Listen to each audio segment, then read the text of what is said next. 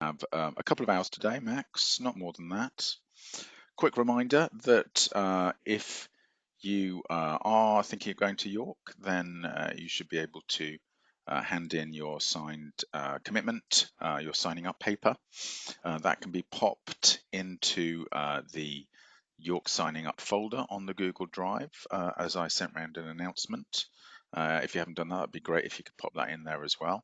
I'll be phoning them up and speaking to Lisbeth at the NSC on Friday, so we'll be having a look at numbers there as well. So just try and get any stuff in.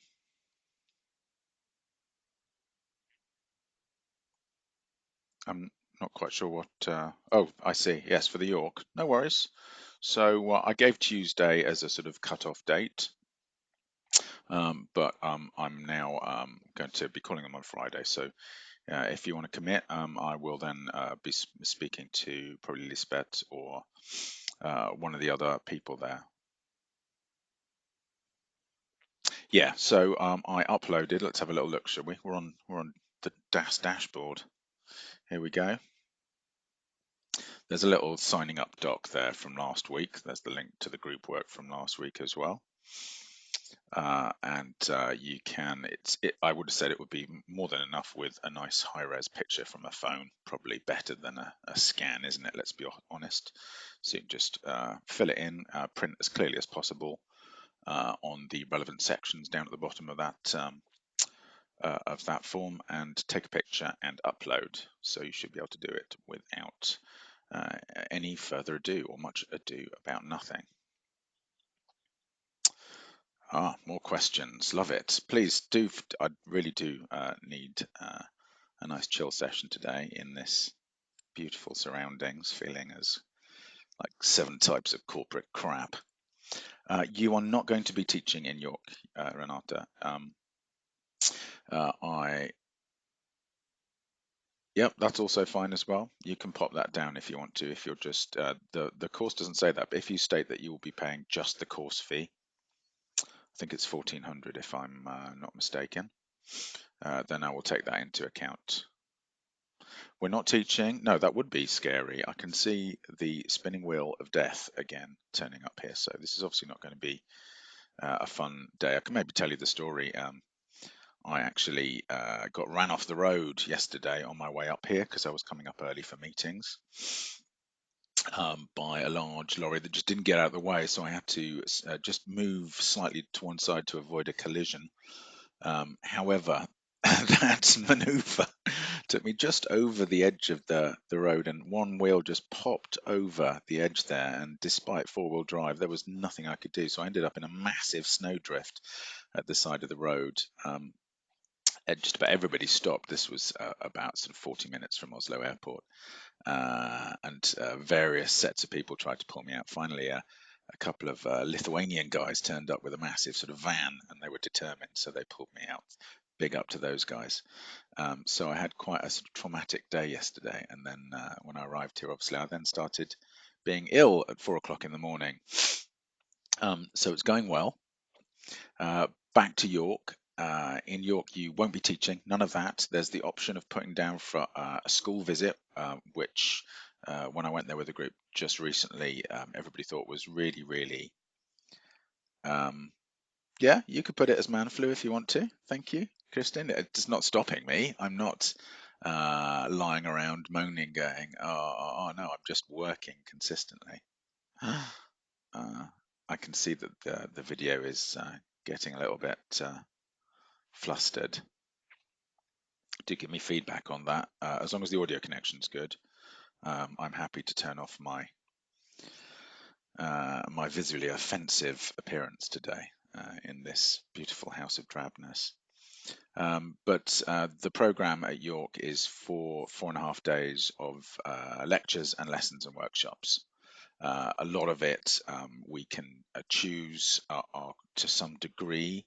Some of the courses we want to do, there were very good sessions last time on teaching language, approaches to grammar, vocabulary, etc., mostly communicative and contextual. There were quite a few sessions on literature and children's literature, and we were given lots of ideas for books as well, which was excellent. There was a bit on politics and British culture. It's quite a good, fun week, and there are no connected assignments as well. So, you could call it extensive learning. You don't have to do anything else except for obviously go to the pub across the village green by the church, which is nice, and drink a pint of Timothy Taylor's ale for £3.30, which is, I suppose it's about 30 Norwegian kroner, isn't it? Somewhere around there, 30 to 35 anyway. So max 40 anyway. Um, so yes, exactly, Manetta. It's not bad. It's not bad. And York itself is wonderful. It's a great place to visit. It's easy to get around on buses, and there's plenty to see. We went to York Minster Cathedral last time, which was fantastic. And I'll probably try and get, as usual, I did this time as well. I got a couple of sessions to end a bit earlier so we could get into town. However, we'll be there in spring, week 15, so hopefully there'll be slightly longer evenings so we can get out and explore as much as possible. There's historic walks, some museums, and some excellent shopping. Yeah, there's one or two pubs and eateries, just one or two. Every other building every other unit is basically a pub. So there's nothing wrong with that. A bit of cultural immersion, if you will. Um, so that's York. I will be looking at it on Friday, and we'll go through. I'll look at numbers and any questions if you want to check. Well, Vitby. It just sounds Swedish, doesn't it? Torsby I come from, and that's Tarsby and Whitby. I don't see why not as well. I might see if I can get them to give us a bit more space and time actually, because I would love to do that, Louise. That sounds awesome. And I think I'm going to rent a car minimum. We'll see what numbers are and how we work out as well, what options we might have to go mobile, as they say. But do feel free, fire away questions, and check in as we go along. That's where we are at the moment. Second point of housekeeping for the day. Yes, it is great, isn't it? I think it'll be awesome. I think we'll have a great time. I'll probably be over in Buxton, and then we could go. Whitby would be awesome. That'd be really, really cool. I've never been to Stamford Bridge, famous site of the battle, for example. So before I quickly go on to our today's module or lit lesson, which is Gothic descriptive writing, specifically characterization, we're going to look at today for use in the classroom and for our own development, because I said last term we did a lot of sort of academic, persuasive, expository writing, and I really like to get involved with a bit of descriptive and narrative writing. So we're going to be looking at that this term. Mechanics, it's sort of between literature, but not really. It's more about sort of creative writing and how we can use it in the classroom. And also we'll touch on, because we did motivation last week, and I was aware of the fact that I didn't give you, a new expensive textbook to look at, and I've just got that one with me today, the Munden and Sandhaug. But you've also got Twinkle Twinkle, and you've also got Inges på Mellantrinnet. So we're going to have a little look through things like some of the basic skills and strategies and tie them into a bit of sort of theory. So that's what we're going to touch on today. What I was going to say before that is that, do forgive me my rather scatological nature if I sort of jump from one thing to the other. There's nothing in assignments at the moment. Shaboom, how nice is that, eh? Just don't say anything. Don't tell him it's empty. It's going to be fine. We've been discussing if I go back to the syllabus, your two assignments, which are all the way down this very sort of detailed, you've got here the arbeidskrav that don't then go forward to any form of final assessment, most importantly. So those will be group work that will be then integrated with lessons and with your teaching placement period as well, if you're doing that this term. I'm just finalising that with because there are various different people involved. But the literature one will be finalised soon, and I'll be publishing that this week, where you'll be doing a group-based work. There's quite a lot of you, so I think you could probably do it in groups of 4 to minimise your workload, because I'm aware that you probably did quite a lot last term.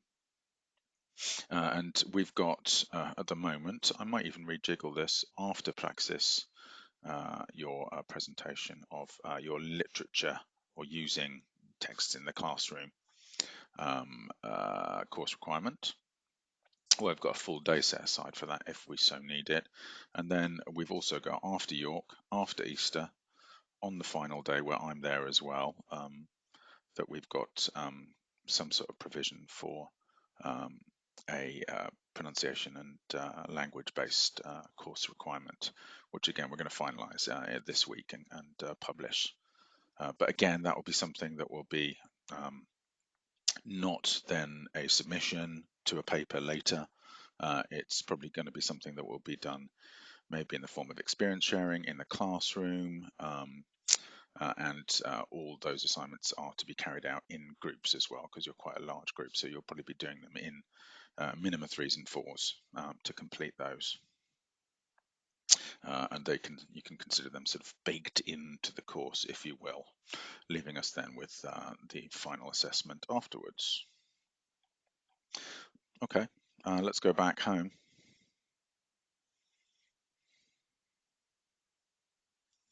Yeah.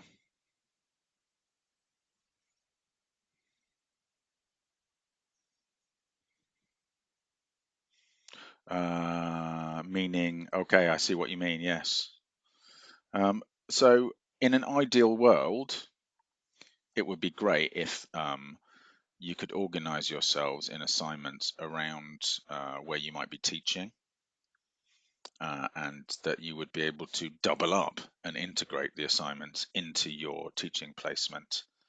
I can post more info about the assignment, which will be something where you can choose. You're going to be able to choose basically a text or adapt a text for use in the classroom. And you will have a degree of choice in that. I'll put as much. I've just been I tried to do it beforehand today, but honestly, I type at about 2 miles an hour. If you don't have a teaching placement this semester, which not all of you will, that's fine as well.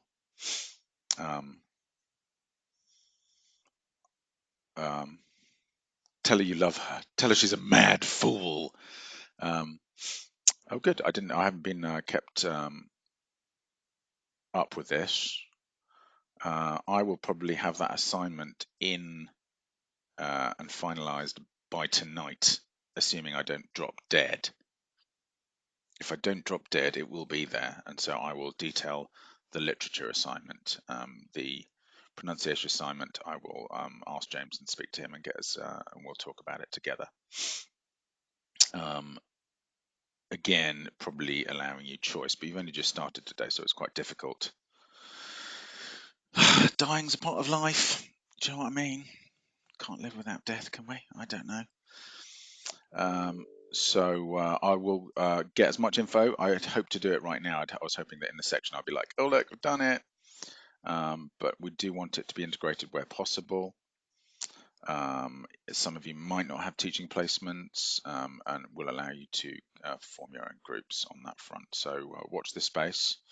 I should be able to give you more information this evening as we're finalising it, and it's across several different courses as well. So we're trying to come up with the very best formula, and also hopefully minimise your need for submissions at all this term, as you've got plenty of reading to do, yeah, and you've got some teaching to do. Right. However, that's me just blathering on, isn't it? 15 minutes already gone. Let's have a look at. I've posted for today. Oh, by the way, before I end, I couldn't help but notice. I was just looking around for some images today, and inscribed to Beatrice, Darling, Dearest, Dead. The Bad Beginning is, I just found a link to it, so there's a public domain copy available there as well, if anybody wanted to look at that. Um, it's on the internet, it's just a link. So I'm going to go into the PDF. I put up the PowerPoint as well because I know some of you like to annotate or take notes in PowerPoint as we go along. And I think this is probably easier shared. Don't know what your view of it is, but I'll probably go into a PDF viewer. I assume here will be more effective if... Okay, that looks reasonable. I'm hoping you've all got a good view of that, and if you don't, then I'm sure I'll soon hear about it.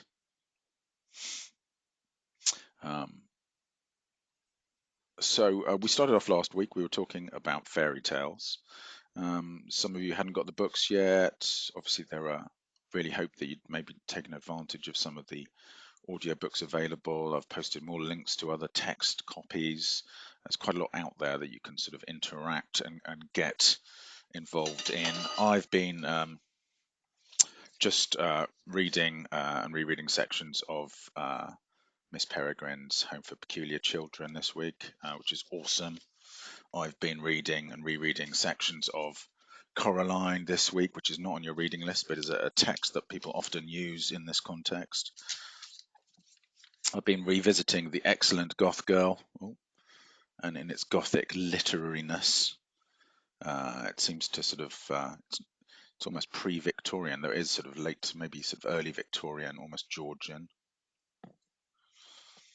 Okay, Renata, so go to, but I'm assuming that you've looked at plot summaries, that you've maybe you can listen to some of the versions that are in the YouTube module. So there's no reason to not be able to engage at this phase. I've sort of built, and annoyingly for you, I've sort of built the course around the fact that you can still do it whether you've got the books or not, because that is quite normal. Even though I published the reading list in November, let's be honest. For example, yes, as I put the link in there as well, The Bad Beginning and a series of unfortunate events is on Netflix. I don't know if any of you have heard of that. Yes, exactly. There's enough for you to get going, and that's why I'm particularly, hey Peter, I'm not going in and doing different, sort of single books. Miss Peregrine as a book is fantastic. Yeah, I'd definitely say that you should have a look at books and movies in as many formats as we talked about last week as possible. A film as a text. There's some great versions. I mean, it's Tim Burton who directs Miss Peregrine's, which is fantastic. This is sadly obviously not available in any other format, but is wonderful. We'll be looking at bits and pieces. So do not despair. Moreover, you can consider some of these as pre-reading strategies, as we'll be having a look at today. I'm sort of working out the fact that maybe everybody hasn't caught up. It is a little bit perhaps annoying that we're at this stage where this is the end section for fairy tales and the Gothic. We're about to move on, but we'll still have time to come back and go over these sort of things as well. Just as fairy tales plays into Gothic this week, I think you'll find that fantasy is going to sort of take off as well in that Gothic area, as we see is also linked to it. And a lot of our picture books have also been linked to these areas. Science fiction, of course, replays a lot of the characters and plots and settings of Gothic and fantasy.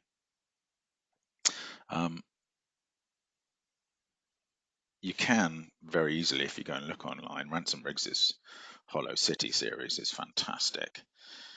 It's an awesome read, very cleverly written, very accessible. The film makes it even more accessible, but quite challenging in its very specific vocabulary.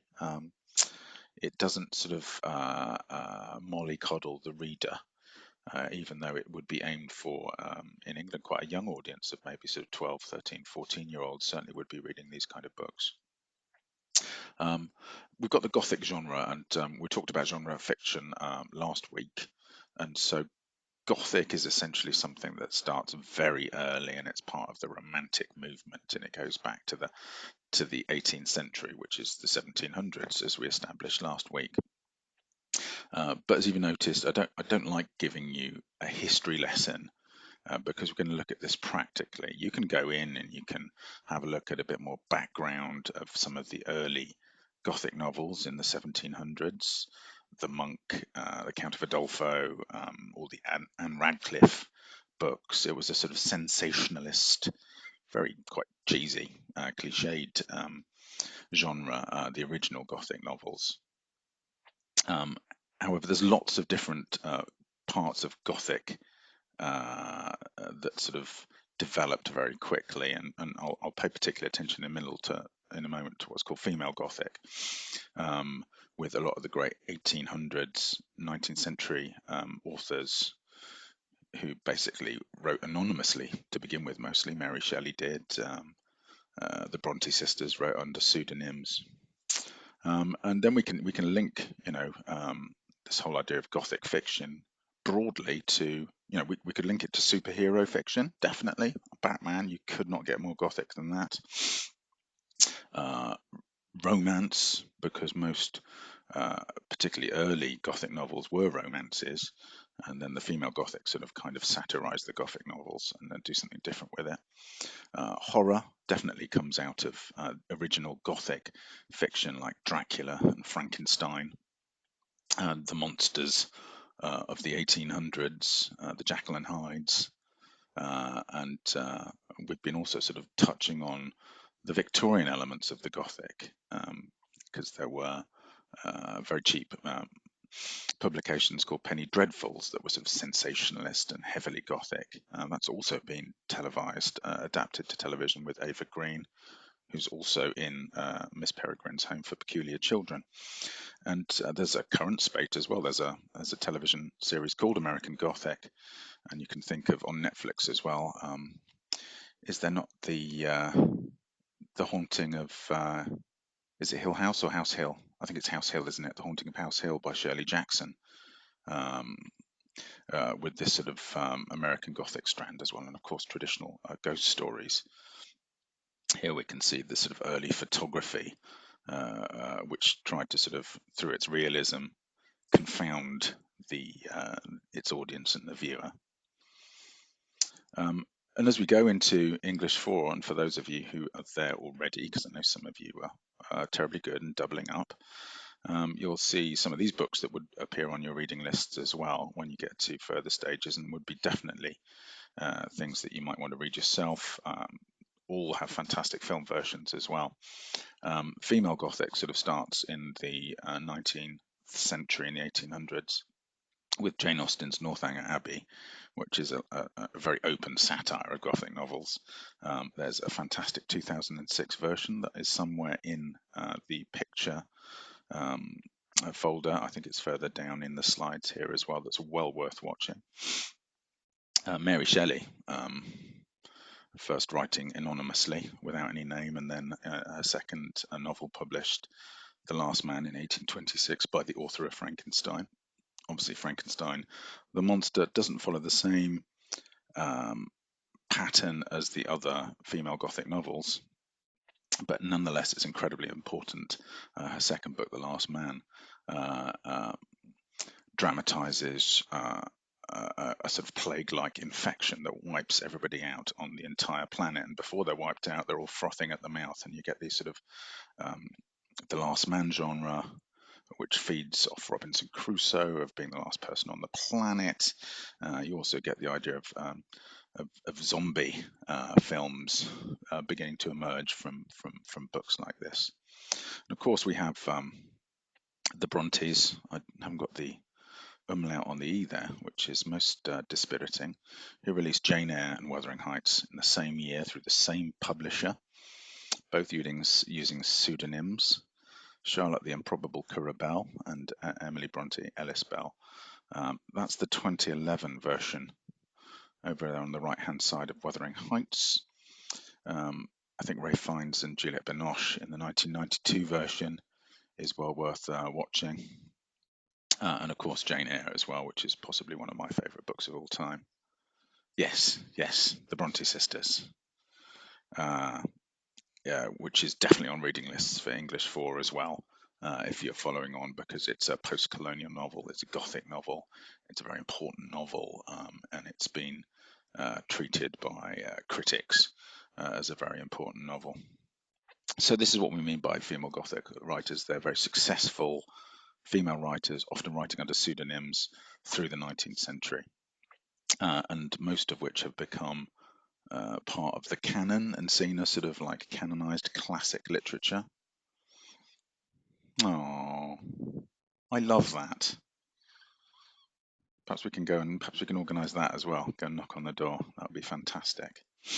The recent version of Jane Eyre is excellent, but there's also a very good four-parter by the BBC, which I think goes back to possibly 2006. I'm not sure, and that's with Toby Stephens, which is, I think, superior because it treats it at greater length.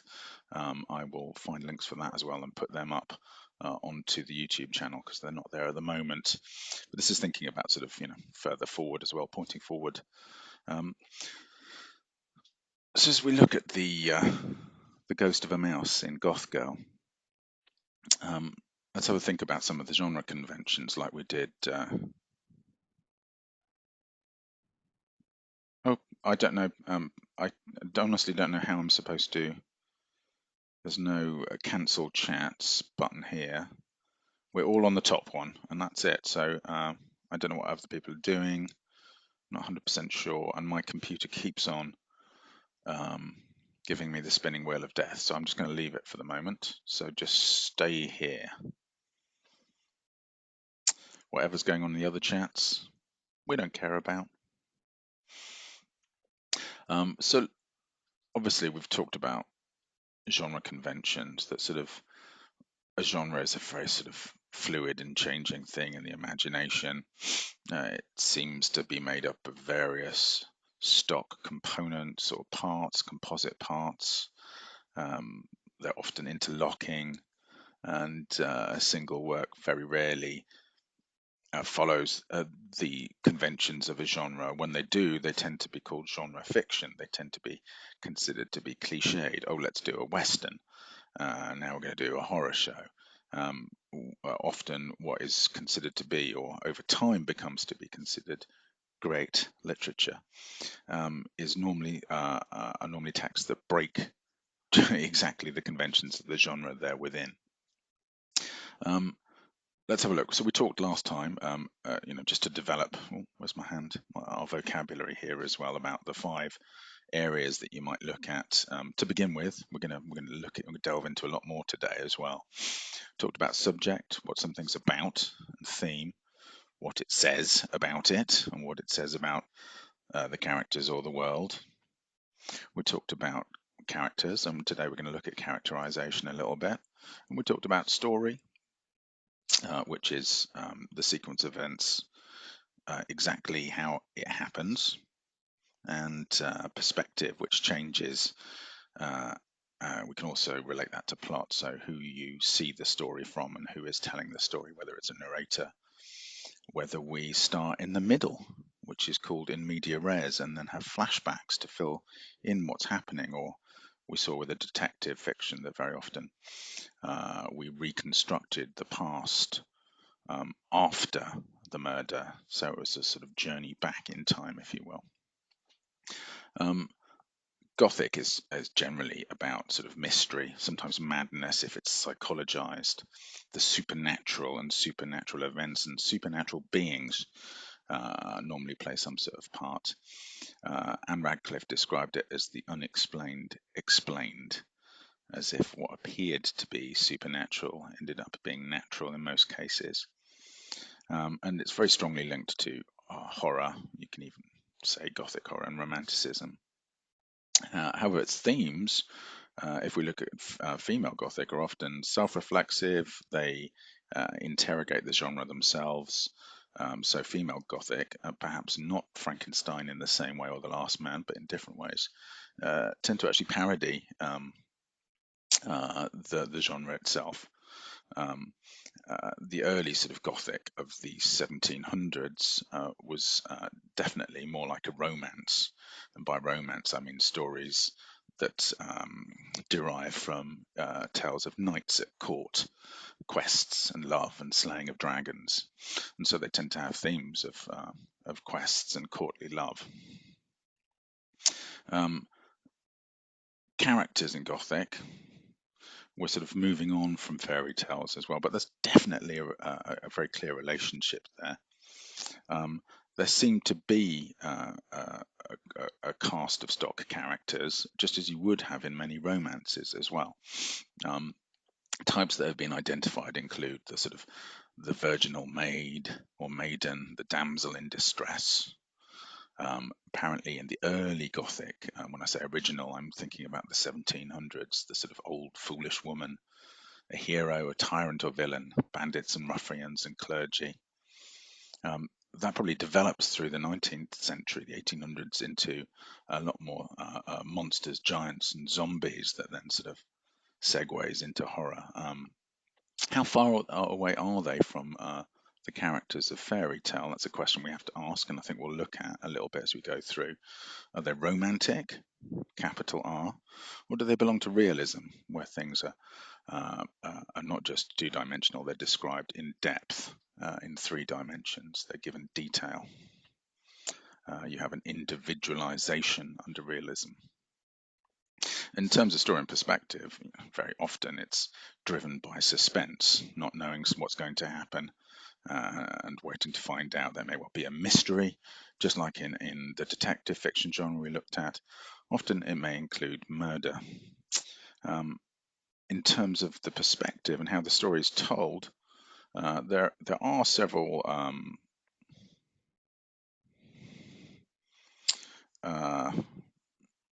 I suppose primarily it's detective fiction, isn't it, when it comes down to it? But I think that in the sense that most Gothic fiction often involves a mystery and an element of suspense, often with a murder that has to be in some way uncovered. Sorry, I'm not actually sharing my screen there as well. There's definitely a Gothic feel, especially in it being Victorian as well, with Sherlock Holmes into the Edwardian period. Um, uh, I think perhaps the way it's been done and updated with the Cumberbitches, Mister Benedict Cumberpatch, Cucumber Patch, is that it has been sort of made into maybe a sort of more gothically themed. If you think of the Hound of the Baskervilles, there's a monster on the loose. It's full of mystery, as we're going to see as well. The sort of remote setting is one of the tropes or motifs that you might find in it as well. It's out on the moors. It's surrounded in fog. That's incredibly gothic, that story. So there's no question that it would definitely be worth mentioning and thinking about in terms of these stories and Gothic fiction. Might add, I think that Stephen Fry has just done an audio recording of the entire works of Sherlock Holmes, or the works about Sherlock Holmes anyway, Conan Doyle. I haven't checked it out yet. Might be quite interesting. He's certainly somebody who would be good voice for that. Gothic doesn't have to be told in any particular way. There could be Gothic elements in other fiction, but one of the early techniques that was used a lot is first-person unreliable narrator. Often the person telling the story is compromised. They're not trustworthy because they're somehow involved in this mystery, or you get the clear impression that they might not want to be telling you the truth. That can be done in several ways, but reliable and unreliable narrators are a very interesting point. They develop with the novel, they develop in travel writing, and when that becomes travel fiction as well. Another technique in terms of how the story is told, how it's then plotted into a narrative, is having multiple narratives running at the same time. For example, just off the top of my head, Charles Dickens' very gothic Bleak House, which is also a murder mystery in foggy London with creatures and talk of dinosaurs and monsters and the end of the world. and there's Inspector Bucket investigates a murder. We're told multiple narratives from different perspectives, which seem to be in different times as well. What this does develop is this sort of sense of it plays on the suspense, and we can switch between different points of view. In that, Dickens switches between having a sort of a narrator, a third-person narrator. Oh, really? Oh, good on you, Ellen. You must report. For all Fry lovers out there, of course, I grew up with Fry and Laurie. If you haven't watched Fry and Laurie, Lindy, do you mean Bleak House?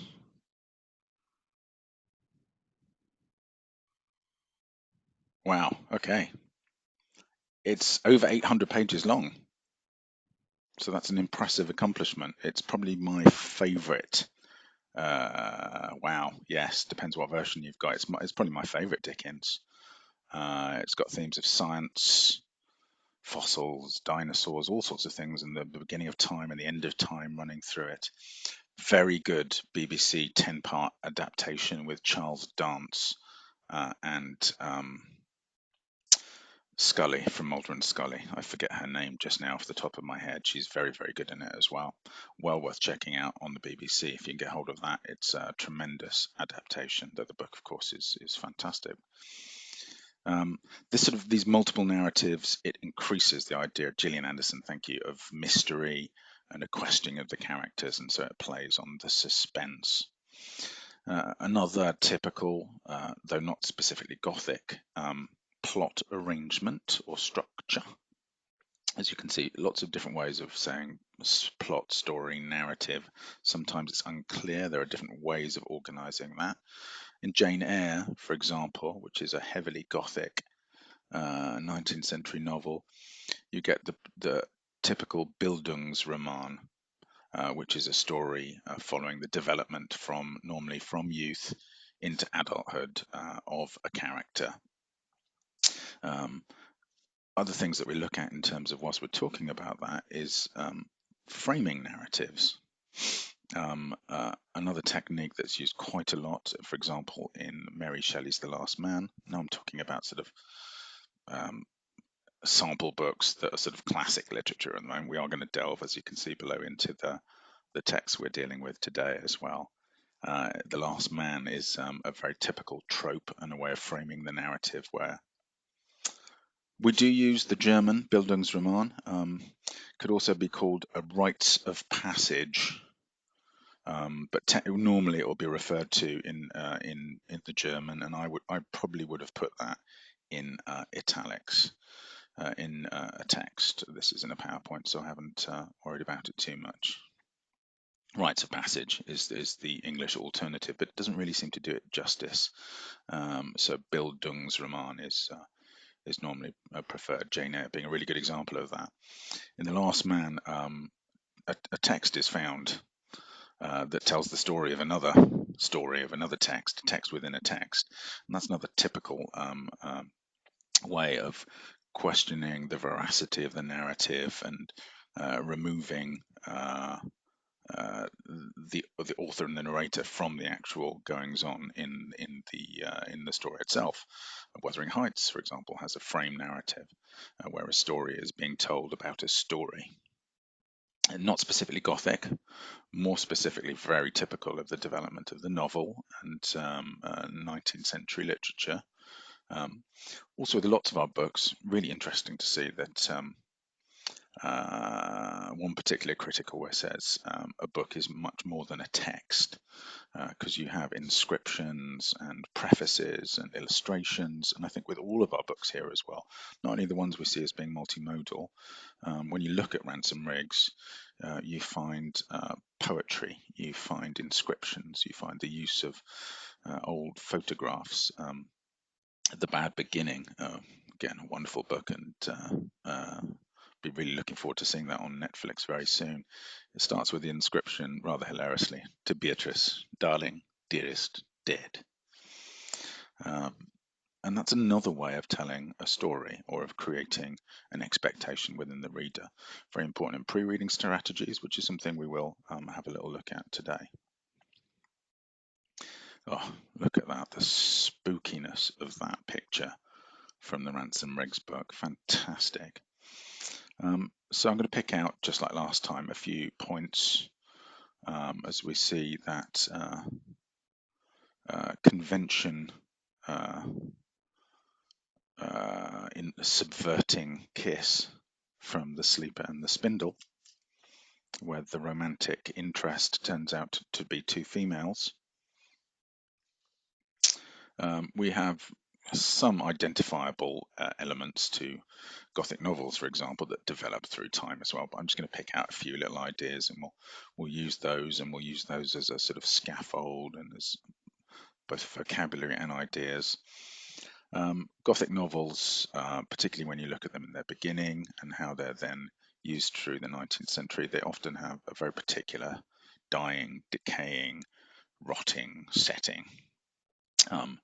They normally involve supernatural beings or even monsters as the genre develops towards, of course, Bela Lugosi and the Joker even later in Batman. I think we can definitely go all the way up to that as well.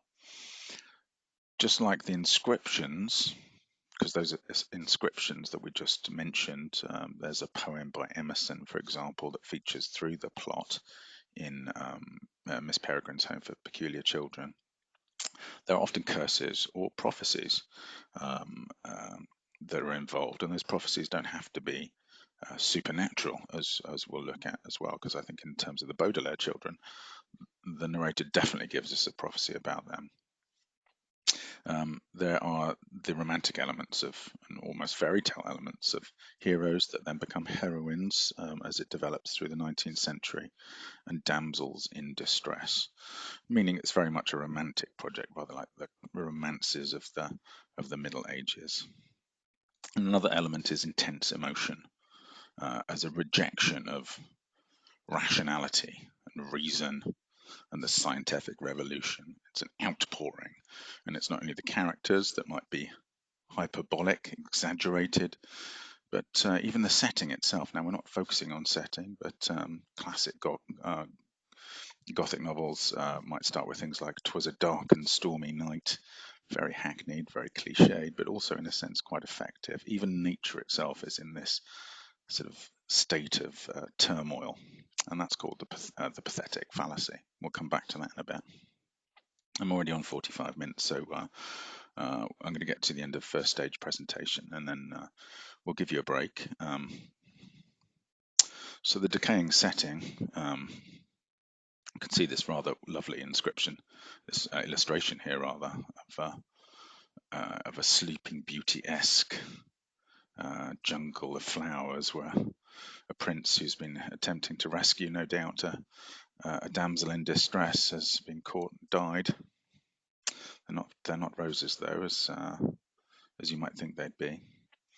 You can think of castles, a world itself that is dying. There's a whole genre that's known as the dying earth genre, and female Gothic authoress Mary Shelley from the 19th century, of course, followed up Frankenstein with The Last Man, which is the very beginning of Planet of the Apes, of all these sort of science fiction stories. It's Robinson Crusoe thrown forward into a sort of a geological disaster. You should definitely watch it because it's super cool, and it's just a couple of hours. Come on, it's awesome. I'm sure you can find it somewhere. And so in The Last Man, the whole Earth is wiped out, and that's the sort of remote, decaying, dying Earth scenario. We've got remote settings in The Lie Tree, where they're on an island. Again, the island trope, which constantly sort of recurs in The Lie Tree. It's written in the sort of second half of the 19th century, and disgraced father and reverend naturalist, a geologist, has to take the family to a remote island on the run from the press, having faked a fossil find that seems to point to the fact that angels might be a reality. You can think of Olaf's house and his tower, this sort of crumbling, rotting setting. I think Viaplay has a free service as well, hasn't it? uh, so this is one of the typical elements that we can find, whether it's remoteness, whether it's bleakness, like the moors in Wuthering Heights and Jane Eyre. You can even think of other elements that might be involved in this kind of setting, like the fog of Bleak House, for example, or the Hound of the Baskervilles. Um, it's the levitating girl. Fantastic. Another picture there from the Hollow City series. So we've already noted that this could cross over into ghost stories and these wonderful um, pieces of sort of Victoriana here. The sort of faked photos of supernatural events that were supernally popular through the 19th century. Um, this is the idea that there might be something ghostly or ectoplasmic about the whole affair. Anne Radcliffe described it as the unexplained explained, and that's what Gothic is. In the end, it's not anything supernatural. Um, but it's interesting to see how this sort of art form, this new scientific technique, which really points towards realism, later it becomes cinema verite, here is used to sort of somehow let the supernatural rip back into reality. And of course, we have vampires from Bram Stoker's Dracula through to modern day Twilight, or even Blade, the Daywalker. Zombies, I've already mentioned, that really have their beginning perhaps in The Last Man and Plague fiction. That was popular through the 18th century and then became a sort of genre in the 19th century. We have monsters like Frankenstein in Mary Shelley's book of the same name. It's not Frankenstein who's the monster, of course. Victor Frankenstein is the scientist. Um, but Frankenstein is pieced together out of the parts of. It could be on Firefree. That is correct, actually. It could be. I'll have a look for you as well because I really want to. I've been wanting to see it as well. Probably only like 30 kroner to rent these days. Um, and these sort of elements, of course, have gone into monster fiction as well and horror. Monster fiction itself is a sort of genre or subgenre. But in the meeting of the unexplained and the monster as well, in terms of themes, you can always think the question is who is the monster? Will be probably the end thematic material, and it's definitely what happens in Frankenstein because it's the monster who is noble and ennobled and human, and it's the scientist who is not. So Gothic, on one level, seems to represent sort of the supernatural kind of creeping back into an increasingly realist in terms of realism and scientific world and nature. So, excuse me.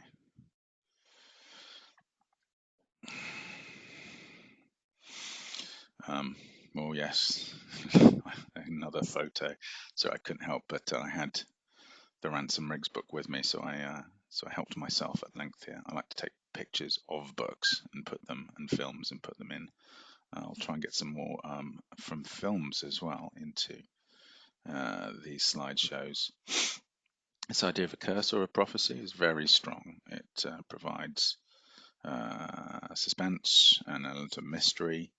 Often it might be used to frame as a frame narrative, as we call it as well. A little sort of packaging where you can have a text within a text or a play within a play. In The Last Man, the frame is that they go on an archaeological dig and find this text fragments, and then they try and decipher it, and it tells them this story. And in this story, it seems as if the world has been wiped out, but obviously they have. Yes, just rent it. Pay for somebody's artistic labor. It's Tim Burton. If anybody's worthy of 35 kroner for watching his film, so I do not mind paying for good films and artists. Um, in Jane Eyre, which we'll come to later as well, I'm just going to try and sort of draw it down and then to sort of some of our literature as well. There's the mad woman in the attic, which is a very important theme in gender studies and post-colonial studies. and it's seen as Rochester's curse, more of which later. And that frames the book, or it actually tells a second story. For those of you doing English 4, that's on the list there. And the Wide Sargasso Sea is an intertext that tells the mad woman in the attic story, as in the entire story from another perspective, from the other. The Baudelaire children, of course, in a series of unfortunate events, were copied in here. It starts like this. If you are interested in stories with happy endings, you would be better off reading some other book. In this book, not only is there no happy ending, there's no happy beginning, and very few happy things in the middle.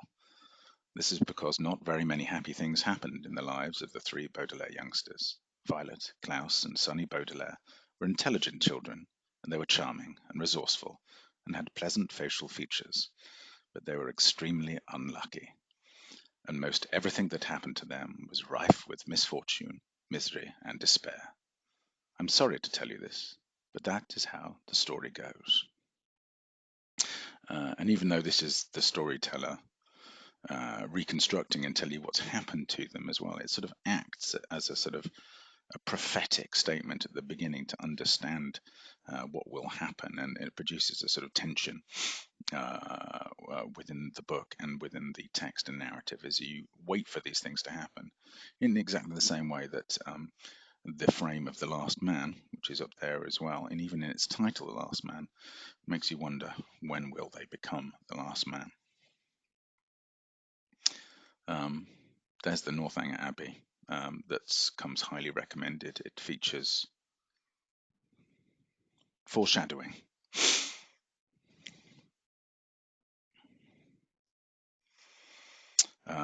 Yes, we could have used foreshadowing there as well. You don't have to use foreshadowing, but it is. It's kind of like a curse, a prophecy in the Gothic sense, but it is. We could call it. Yeah.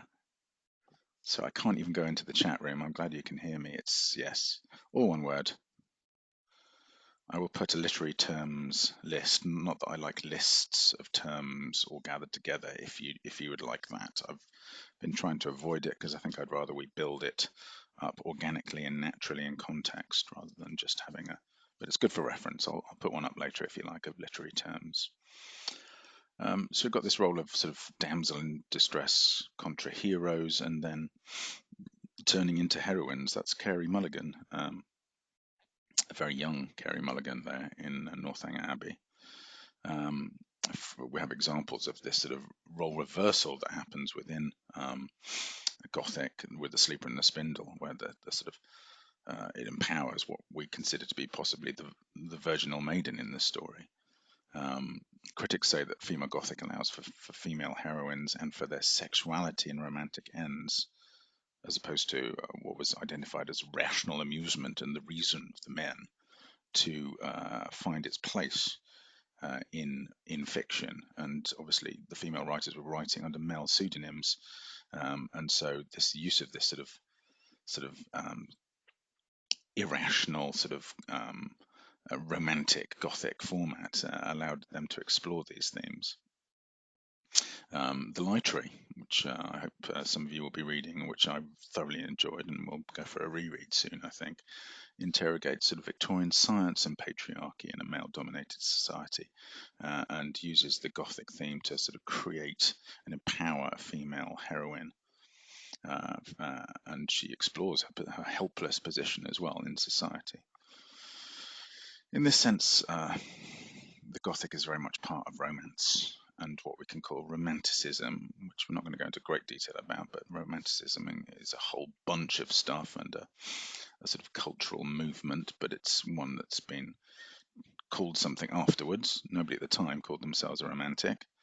And it involves elements like this fascination with the exotic, with otherness, with the irrational as opposed to reason. After the Age of Reason came this sort of irrationality, and that's what the Gothic does in this as well. And the Gothic is part of that. And finally, I think it's time for a break after this, is it not? Yes, it must be. Finally, we'll and there are other elements I could look at in terms of the Gothic, but this idea of intense emotions bordering on madness, um, psychologized definitely, as opposed to where the fairy tale is this sort of two-dimensional uh, sort of puppet show bereft of sort of interior life. Um, the Gothic is a sensationalist and it celebrates this sort of intensity of emotion over the rationality and reason. In Jane Eyre, it seems to be madness of the mad woman in the attic, and then the intensity of Jane's emotions and Mr. Rochester's in the entire drama. The important element here is we move on from these fairy tales and we get this sort of interior life and we get a psychology. So when we describe our characters in the Gothic, we start off maybe with these cardboard cutouts, but they are internalized and interiorized and they become psychologized subjects. And that's not only true of the humans. What's technically called the pathetic fallacy um, means that not only humans are having this heightened or intense experience and set of emotions, but nature is also experiencing intense emotions, and that can be used in various ways in obviously producing the mood of the piece and this setting, which, for example, now you've mentioned it, Lindy, how could I not go there? In Bleak House is very important in the beginning. You follow the river and London, and you almost drop back into the beginning of time somehow, and then there's a dinosaur or the bones of a dinosaur that comes up out of the mud, as if nature itself is somehow in a heightened state. Well, yes, there we go. We're going to look at descriptive writing.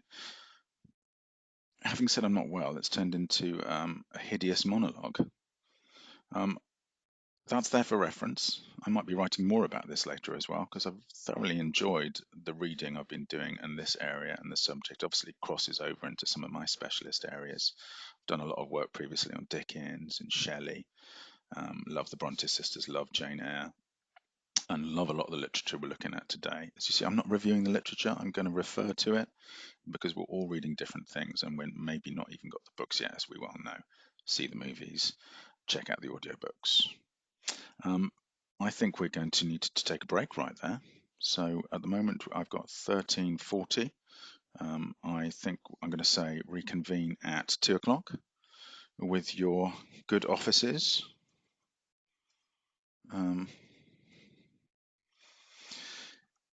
To be honest, right now for me, it's easy for me as well, Annika. I don't normally teach this way, but I don't mind doing it because I know quite a lot about this sort of stuff, and I really, really love a lot of what we're talking about, and this is just a sort of a dipping in without going into boring biographies and stuff like that. So enjoy while you can. We're going to come back after the break and we're going to look at descriptive writing and reading skills, and we'll get you doing one the two tasks that's in the syllabus for today. We won't have more time for that. So reconvene 1400. Make it so. It's a soft 1400. All right, you've got me. 1400 for 1405. Have a reasonable break. Perhaps you can tell me a little bit about this morning when you come back as well.